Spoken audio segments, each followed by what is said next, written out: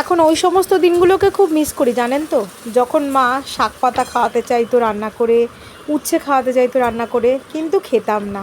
ভাবতাম ইস কী সব তেতো, কী সব শাক পাতা রান্না করে করে খাওয়ায়, খাবো না, ভালো ভালো জিনিস খাবো সবসময়। নমস্কার, আমি তানিয়া, চলে এলাম আমার ছোট্ট একটা মিনি ব্লগ নিয়ে। কিন্তু যত বয়স বেড়েছে তত যেরকম এই সমস্ত জিনিসগুলোর প্রয়োজনীয়তা বুঝতে পেরেছি জীবনে, তত না টেস্টটাও বদলেছে, মানে ভালো লাগে খেতে। আগে যেগুলো খেতে চাইতাম না, এখন সেগুলো বাজারে গিয়ে খুঁজি, কিনে আনি, প্রায়ই রান্না করি। দেখেন নিশ্চয়ই আমার ভিডিওতে, ভালোই লাগে বেশ। কিন্তু তখন খেতে চাইতাম না, অথচ তখন মায়ের হাতের রান্নার স্বাদই আলাদা। নিজে তো অত ভালো করতেও পারি না। যাই হোক, আজ সোমবার ছিল, মানে গতকালের ভিডিও এটা। তা সোমবার দিন করেছিলাম আমার এই খুব পছন্দের লাউ শাক, অনেক দিন পরে পেয়েছি, সব রকম সবজি দিয়ে করেছি। আর করেছিলাম পনির আলু গাজর দিয়ে তরকারি করেছিলাম, আর উচ্ছে আলু আর কুমড়ো দিয়ে ভাজা করেছিলাম। সকালে ব্রেকফাস্ট কমপ্লিট করে নিলাম, যেহেতু ছুটি ছিল ঈদের, সেই জন্য দুপুরবেলা ভাত নিয়ে বসে পড়লাম সব রকম খাবার দিয়ে।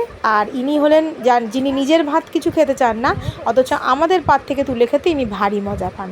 ভালো থাকবেন সবাই, কেমন লাগলো জানাবেন।